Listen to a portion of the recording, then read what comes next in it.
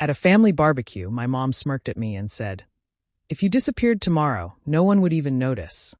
I smiled back, but inside something broke. Those words cut deeper than she probably even realized, but the way everyone at the picnic table chuckled made it worse. My name's Evelyn Harper, I'm in my mid-20s, and that sentence has been echoing in my head ever since it left my mother's mouth. I remember sitting there, paper plate balanced on my lap, pushing around a spoonful of potato salad while my older sister Clara basked in all the attention. My mom, Lorraine, had just been bragging about Clara's new promotion, how driven and responsible she was. The spotlight was all on her, like it always had been, and then out of nowhere, Lorraine turned her gaze on me. She wore that sharp little smile she saves for her cruelest jokes, the one that makes her words sound playful even when they're meant to sting. And then she said it, loud enough for the cousins and uncles nearby to hear. The laughter that followed wasn't belly deep, but it was enough. A few chuckles, a smirk from Clara, even my dad shaking his head as if to say, "There goes your mother again." No one stepped in. No one said, "That was too much." I forced a smile, the kind of fake grin you wear when you'd rather melt into the ground than stay seated. Inside, though, I felt the air leave my lungs. For a moment, I thought I might actually disappear right there at that picnic table. It wasn't the first time she had done something like that. Growing up, Lorraine had a gift for cutting me down in ways that seemed harmless to outsiders.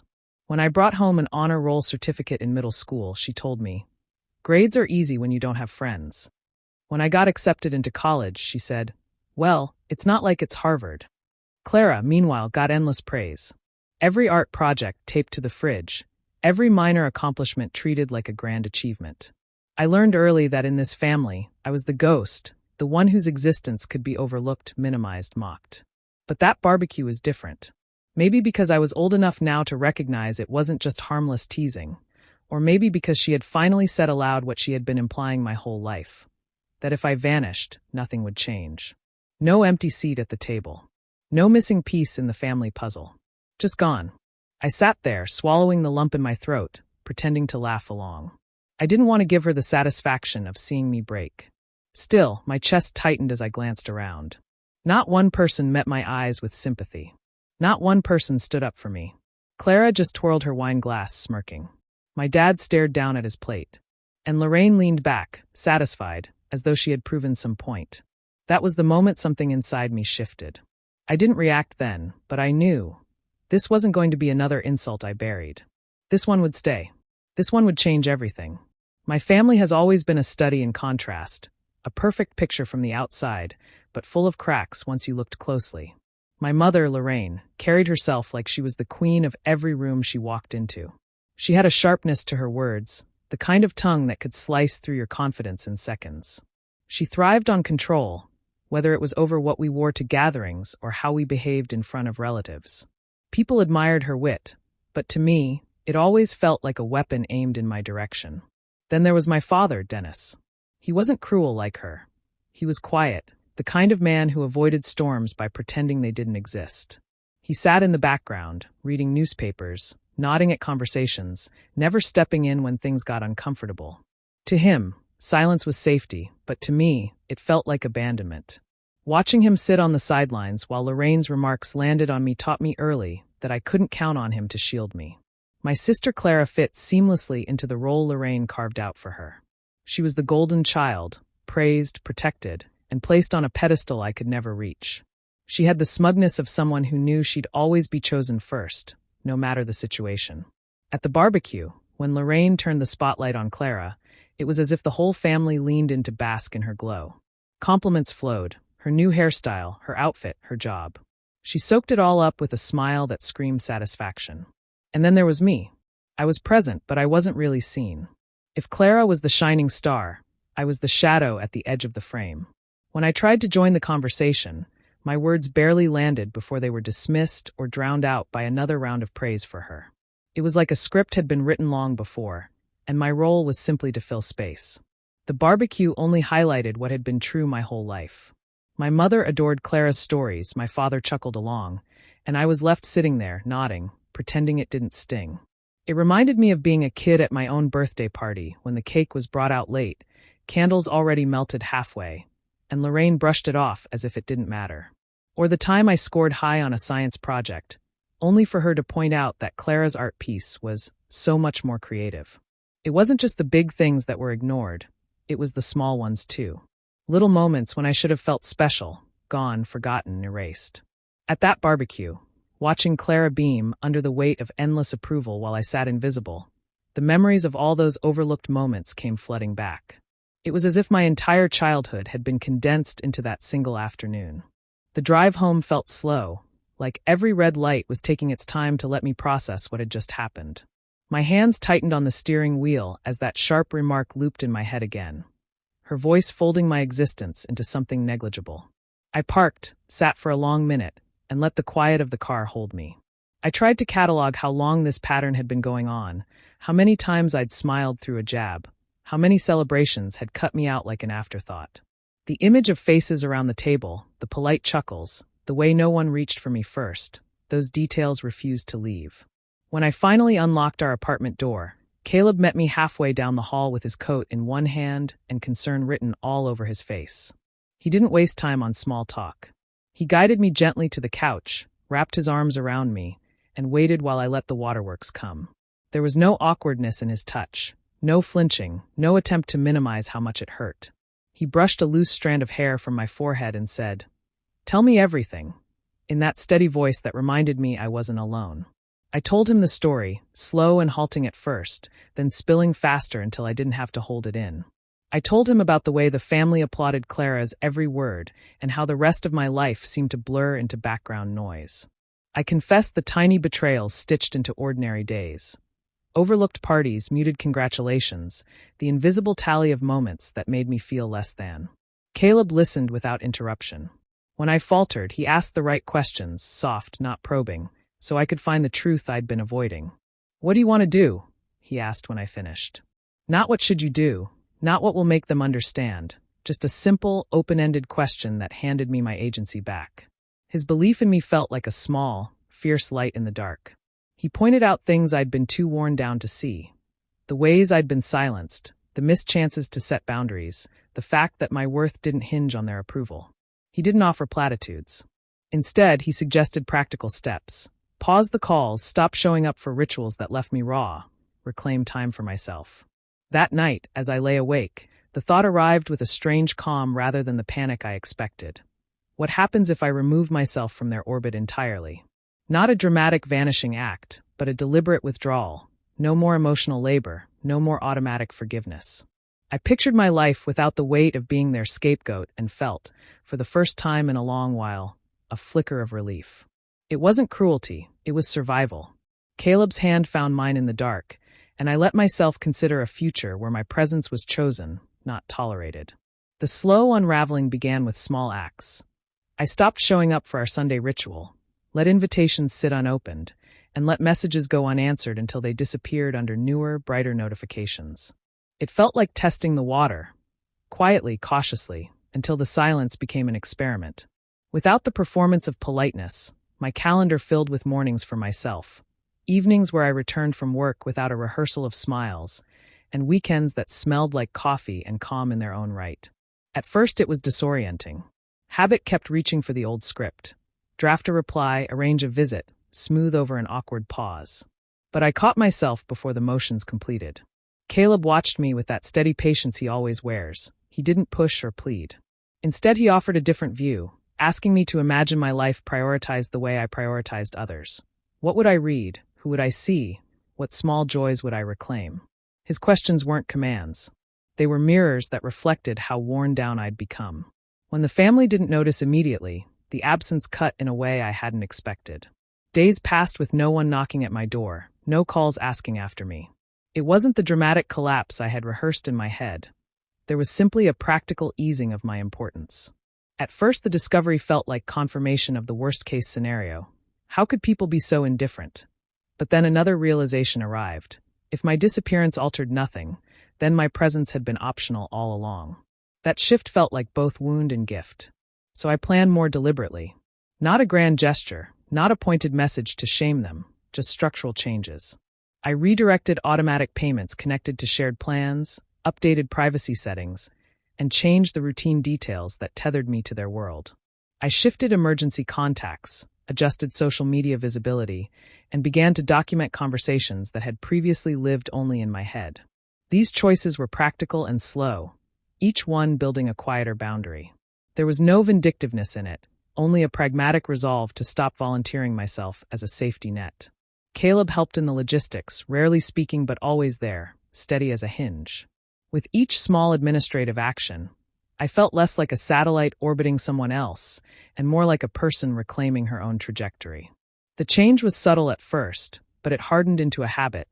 Choosing myself over default caretaking, answering only when I truly wanted to, and rescuing my energy from being a family convenience. It wasn't cruelty, it was reclamation. By the time their messages grew urgent months later, I had built a life that no longer needed their permission. I began by severing the small, practical threads that kept me tethered. New phone, new number, privacy settings tightened until my profile was a shadow. I moved my mail, switched utilities into our names, and updated emergency contacts, so the Harper name no longer sat at the top of any list.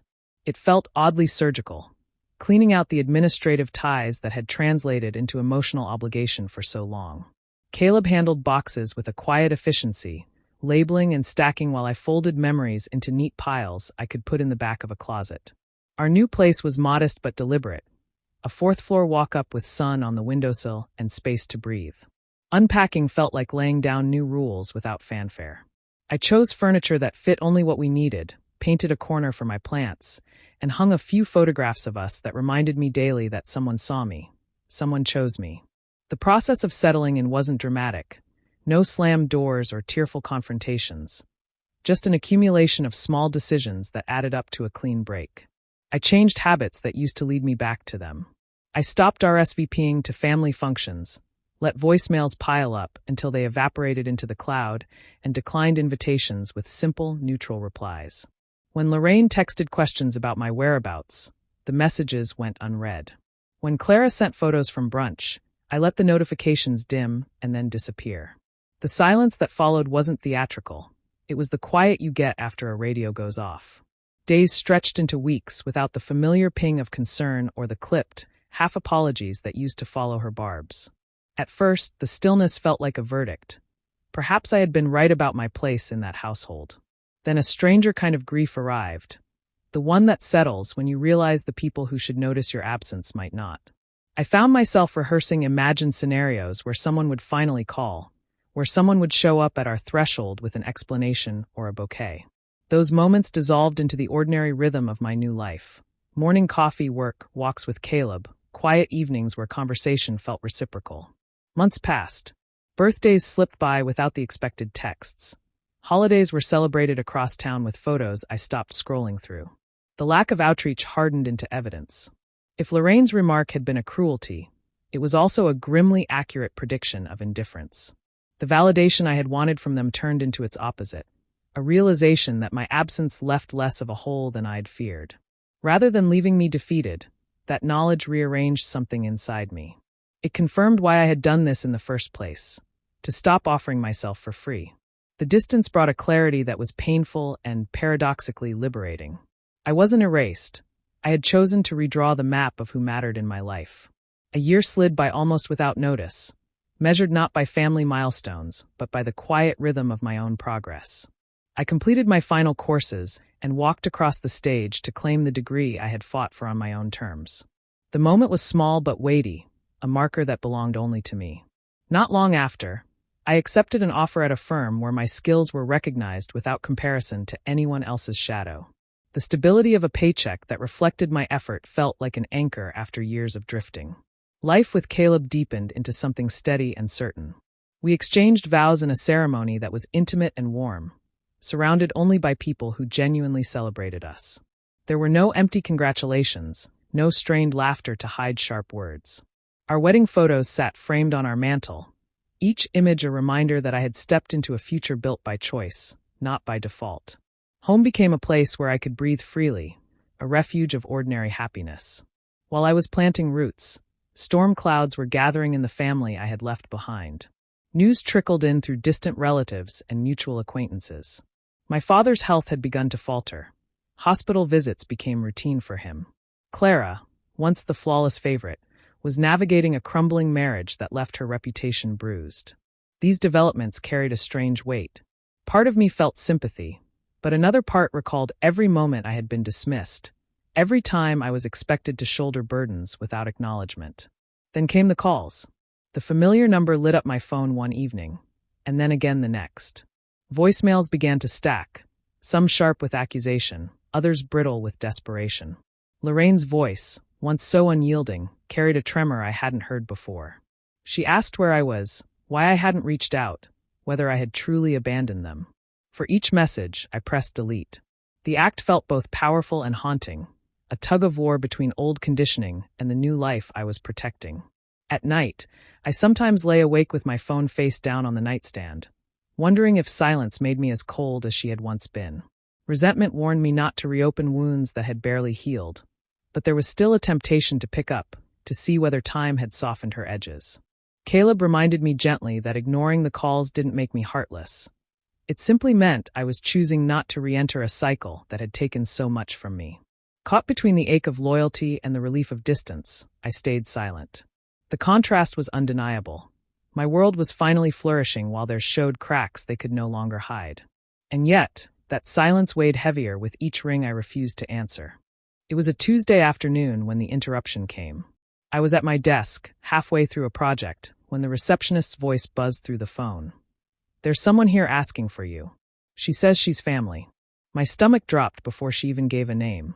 Moments later, Lorraine Harper stood in the lobby, looking entirely out of place among the polished floors and glass walls. Her eyes darted over me like she was confirming I was real. "Evelyn," she breathed, her tone pitched between relief and reprimand. "Where have you been? We thought something happened to you." The performance was almost convincing, but I recognized the same cadence she used when scolding waiters for slow service. It wasn't genuine worry. It was the shock of losing track of something she assumed would always be at her disposal. She launched into a hurried explanation, layering complaints with carefully timed sighs. Dad wasn't well, Clara was overwhelmed, the family needed unity. Beneath each sentence was a plea. Return, resume your role, slot back into the structure that had once kept their lives tidy. Her hands even reached for mine, a gesture so unfamiliar it made me flinch. I studied her, noticing how polished words couldn't hide the desperation underneath. It wasn't that she suddenly valued me. It was that she had discovered what my absence created for her. For the first time, she was standing in front of me without the safety net of knowing I'd bend. And instead of softening, I felt clarity sharpen inside me. She pressed harder, her voice rising in urgency. "Please, Evelyn, this family needs you.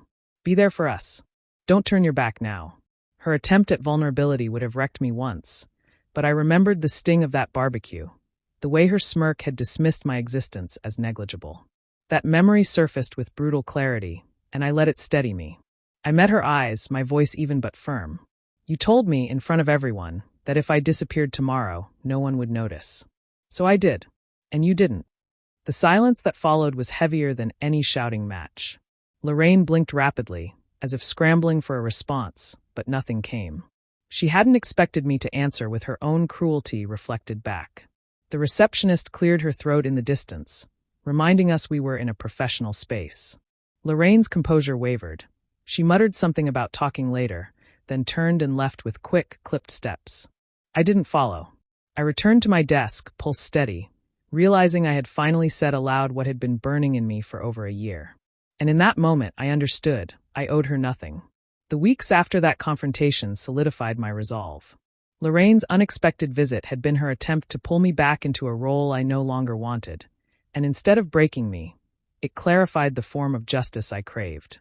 I didn't need loud retaliation or messy scenes. The most cutting response would be my indifference. So I chose distance as my weapon. Calls went unanswered, messages unread, invitations disregarded. Clara's sudden friendliness, peppered with carefully worded apologies, was left hanging in the void. I imagined her frustration building when her old tricks, mockery dressed as jokes, superiority disguised as advice, no longer earned a reaction. Eventually, word reached me that my father's condition had worsened, and for him alone, I decided to make an appearance. It wasn't about the others. It was about respect for a man who had never actively harmed me, even if he had never defended me either. So one crisp autumn evening, I walked into a gathering I had been absent from for more than a year. The air was heavy with expectation as heads turned. I didn't rush in timidly like before. I arrived with confidence, wearing the quiet polish of someone who had built a life outside their shadow. My career had given me independence, my marriage had given me stability, and both reflected in the way I carried myself. Conversations stilled. Clara's eyes swept over me, searching for cracks to exploit, but found none. Lorraine's carefully composed face faltered when she saw that I no longer shrank under her gaze. I greeted them politely, nothing more, then moved to my father's side. My attention stayed with him, not with the murmurs around the room. The difference was undeniable. I wasn't there to be measured against Clara or to earn my mother's reluctant approval. I was there because I chose to be. That choice gave me a calmness I had never known in that house. The more I stayed detached, the louder their silence seemed. Clara tried to engage, peppering me with questions about work and married life, her tone laced with envy she struggled to mask. I gave short, neutral answers and turned back to my father, refusing to let her bait me. Lorraine hovered, clearly unsettled by the new dynamic. I didn't gloat, didn't rub success in their faces. I simply refused to let them penetrate the walls I had built. That evening, I realized the revenge I had wanted wasn't about punishing them. It was about showing, by simply existing in my strength, what they had forfeited when they treated me as disposable. They were forced to sit in the space my absence had carved out, now unable to ignore how different the family felt without me filling the background. My triumph was not in their approval, but in their stunned recognition that they had lost access to me. The shift in the room grew clearer as the evening wore on. Clara, who had always basked in being the center of attention, couldn't hide the bitterness curling around her words. Every compliment she fished for fell flat once people noticed the contrast between her strained smile and my calm composure. I caught her watching me with eyes that flickered between envy and disbelief, as if she couldn't reconcile the sister she once dismissed with the woman standing before her. When conversation drifted toward careers and stability, her voice cracked, betraying the insecurity she tried so hard to conceal. Lorraine sensed the unraveling and moved quickly to cover it, stepping in with forced laughter and overly bright remarks meant to redirect the focus. But the more she tried to steer the narrative, the more obvious her performance became. Relatives who once nodded along to her superiority now exchanged uneasy glances. Her reputation as the matriarch with all the answers began to crumble, exposed under the weight of her own contradictions. For the first time, the hypocrisy that had ruled our household was visible to everyone else. I remained composed, choosing measured politeness over open confrontation. I offered small acknowledgments when spoken to but kept my energy contained, never stretching to appease or entertain. The restraint wasn't coldness for cruelty's sake. It was the final severing of a need I had carried since childhood. I no longer hungered for approval or scraps of praise. That absence of longing was more powerful than any sharp retort could have been. Through it all, Caleb stayed close, steady as ever. He didn't insert himself into the family's discomfort, but his presence spoke volumes. The quiet hand at the small of my back, the way he looked at me with unwavering respect. Those gestures highlighted everything I had been denied growing up. His support wasn't conditional, wasn't earned through performance. It was simply there, constant and undeniable, a living reminder of what true connection looks like. The fallout wasn't loud, but it was undeniable. Clara's jealousy simmered, Lorraine's mask slipped, and the family's familiar hierarchy buckled under its own weight. I didn't need to raise my voice or demand acknowledgement. My silence did the work for me. The life I had built, the degree, the career, the marriage rooted in mutual care, stood as proof that I had flourished without their validation. In that recognition, my greatest revenge was realized. Their realization that they no longer had power over me, and that I no longer wanted anything they could offer. The sting of my mother's words doesn't haunt me anymore. For a long time, I carried them like a weight, but now I see they pushed me to grow stronger. I built a life where my happiness no longer depends on their approval. I don't chase reconciliation. I set boundaries instead. When I choose to show up, it's because I want to, not because I'm desperate for a place at their table. My absence taught them what my presence never could. If I disappeared tomorrow, they'd notice. Not because I need them, but because they finally understand what they lost. And this time, my smile isn't hiding pain. It's proof that I took my power back.